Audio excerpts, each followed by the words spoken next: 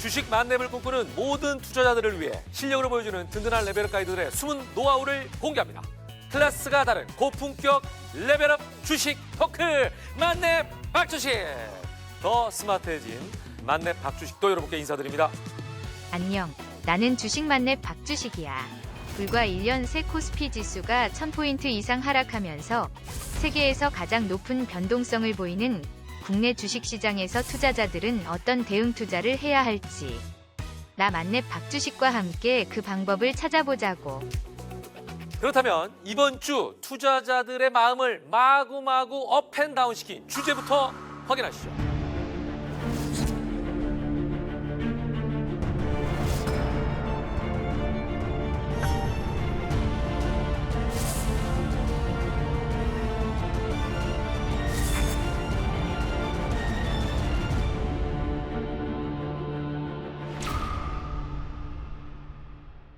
특히나 변동성이 큰 시장이라고 할 수 있는 제약바이오에서 버티는 법을 알려줄 오늘의 레벨업 가이드 두 분을 소개합니다.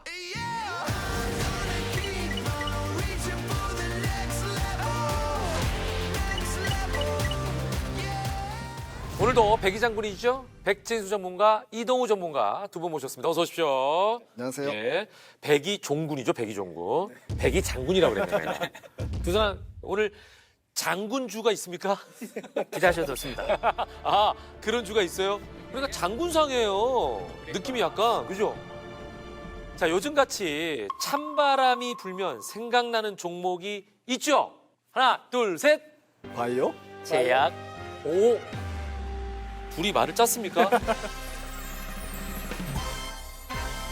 자, 한때 코스닥 탑5를 모두 차지하며 제약바이오가 잘 가야 코스닥이 잘 간다. 라는 말까지 만들어냈던 황제주들입니다. 네. 그러나 지금은 반토막 신세가 됐어요. 이제 뭐 바이오 섹터가 네. 일단 기본적으로 그 IT 섹터와 함께 대표적인 성장주로 분류가 돼요. 네. 근데 지금처럼 이제 경기 침체라던가 아니면 뭐 금리가 급격하게 인상이 네, 되는 네, 네. 이런 환경하에서는 가장 피해를 보는 섹터 중 하나가 될 수밖에 없는 거죠. 금리가 인상되는 시절에는 네. 일단 기본적으로 우리가 해외에서 임상을 진행하게 되면 네. 임상 비용이 올라가잖아요. 그렇죠.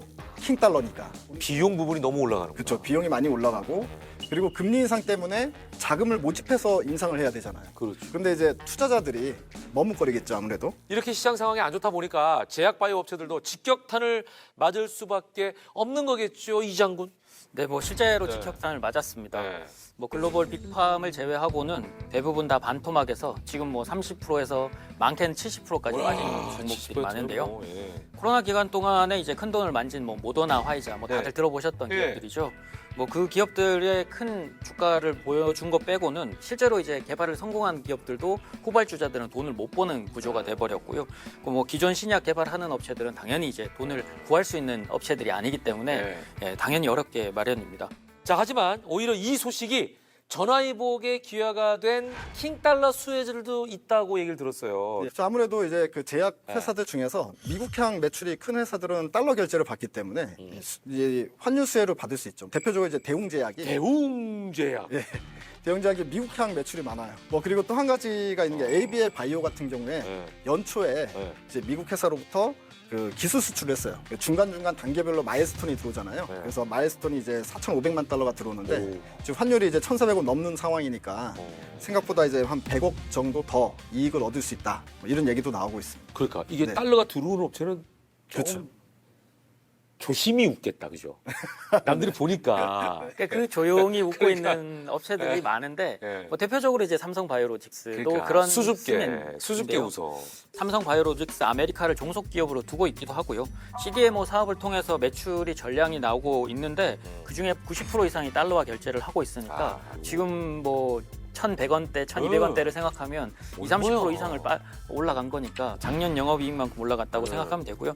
실제로 이제 미주 지역이나 유럽 쪽을 포함해서도 뭐 항체 의약품의 수주가 굉장히 좀 좋아졌고 네, 네. 그리고 얼마 전에 이제 3공장이나 4공장까지 지금 계속 계획을 하고 있는 단계라면 뭐 안정적인 성장에도 불구하고 지금 주가가 너무 많이 빠진 건 맞죠.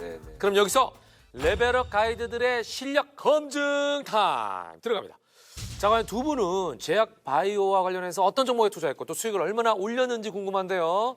저는 이제 그 지난번 시즌 1 때 네. 레벨업주로 가지고 왔던 에스티팜, 에스티팜이 이제 당시 9만 원이었는데 예. 이후에 12만 원까지 올라갔었어요. 그리고 HLB 같은 경우에는 네. 그 간암 임상의 결과가 성공적으로 좀 나왔었어요. 네. 그래서 3만 원에 투자를 했는데 네. 단숨에 5만 원까지 올라갔었던 케이스가 있습니다. 단숨에. 네. 오.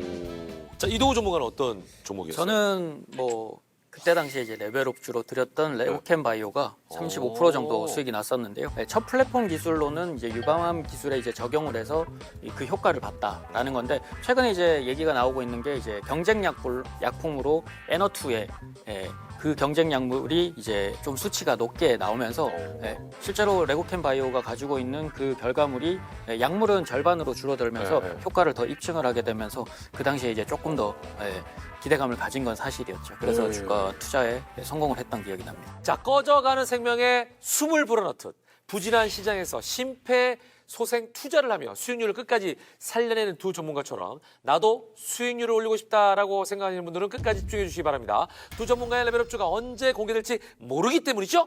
나도 주식 만렙이 되고 싶다, 레벨업 가이드들과 함께하고 싶다 하시는 분들은 카카오톡 채널에서 만렙 박주식을 검색한 후에 친구 추가해 주시기 바랍니다.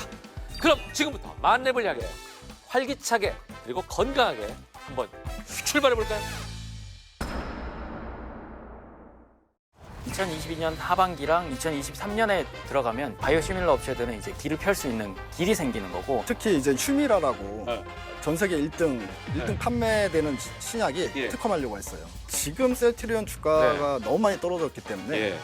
손은 내밀어도 되는 타이밍이라고 생각을 합니다. 투자자의 머리와 가슴에 뜨거운 불을 지핀 핫 이슈를 꼼꼼하게 분석하고 투자의 가이드를 세워보는 시간, 만렙 핫 이슈! 바이오 대장주인 셀트리온의 호재 소식에 투자자들이 기대를 가져야 할지 가볍게 봐야 할지 고민하고 있어.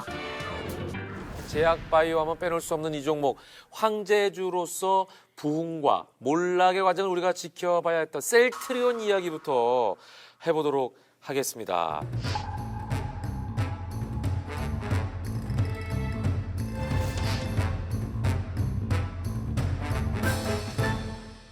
논란이 좀 많긴 했었습니다만 지금 셀트리온한테는 다시 이제 기회인가요? 기회가 오는 것 같습니다. 실제로 이제 유럽에서 이제 오리지널 의약품과 바이오 시밀러 간의 상호 교체 사용을 인정하는 부분들이 협약이 됐고요. 네. 아무래도 지금 약값이나 이런 것들이 더 인하가 되면 바이오 시밀러한테는 훨씬 더 좋은 호재가 될 수 있는 부분이고 예. 만약에 이제 유럽에 이어서 이제 미국까지 네, 그게 네. 지정이 될 경우에는 셀트리온한테 굉장히 호재가 됩니다.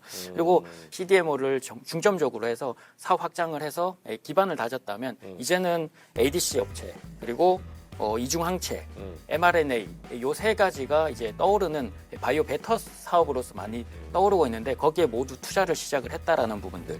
그리고 셀트리온 안에서 이제 가지고 있는 것 중에서는 엠시마 SC나 그다음에 트룩시마 이런 것들이 이제 원가율 개선이나 다른 부분들로 이어지는 부분들로 지금 주가를 조금 더 상향 조정해야 되지 않을까라는 생각들을 가지게 됩니다. 자, 그렇다면 투자자들은 이 같은 셀트리온의 호재를 어떻게 판단해야 할까요? 셀트리온에 관심을 두고 있던 투자자들의 경우 한번 손을 내밀어도 될 만한 타이밍이라고 보는 건지 이게 이제 가장 중요한 질문 아니겠습니까? 네, 저는 지금 셀트리온 주가가 너무 많이 떨어졌기 때문에 예. 손은 내밀어도 되는 타이밍이라고 생각을 합니다. 미국이든 유럽이든요, 바이오 시밀러를 밀어주고 있어요.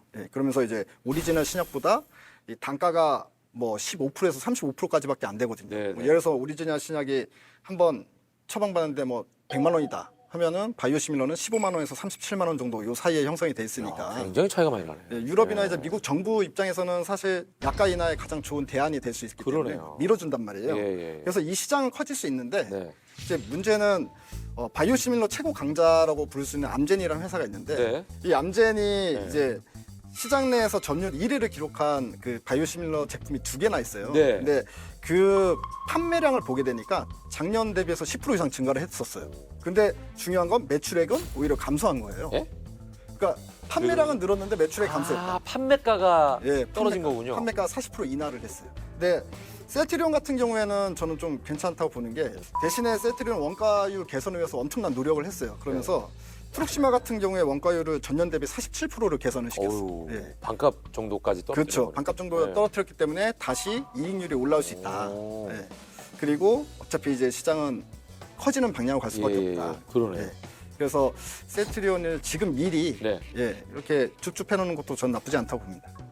덧붙여서 얘기하면 네. 이 램시마 SMC가 이제 주목을 받고 있는데 네. 램시마라는 게 이제 뭐 바이오시밀러의 이제 한 종류인데 정맥 주사로 놓다가 이제 피하 주사로 바꾸게 되면 아무래도 이제 점유율 면에서는 훨씬 더 유리한 면들이 생기죠. 그러면 이제 투약할 때도 투약이가 편리함이 쉬우니까. 있잖아요, 예. 그죠? 예. 그래서 이제 미국 허가시에도 네. 이제 자가 투여할 수 있는 부분들이 이제 치료제의 수요 증가로 이어지고 되고 그래서 처방이나 이런 확대가 좀 이어질 수 있는 부분이고 네, 네, 네. 내년 뭐 초에 이제 FDA 허가 지출을 목표로 하고 있다고 하는데 그것까지 진행이 되면 훨씬 더 좋은 부분들이 있다고 보여집니다. 그리고 실제 램시마는 미국 내에서 시장 점유율이 한 30% 정도 되는데 네, 네. 작년 동기 대비해서도 한 15% 정도 성장세를 좀 보였고 점유율 자체가 더 늘어나면 그만큼을 또 상쇄할 수 있다고 보여집니다.